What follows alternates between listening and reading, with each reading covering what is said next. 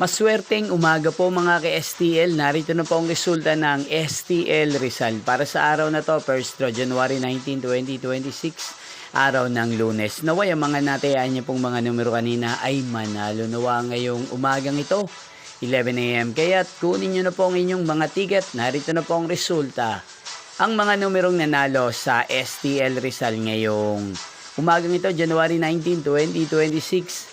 11 AM. First draw result 38 at 6 in exact order.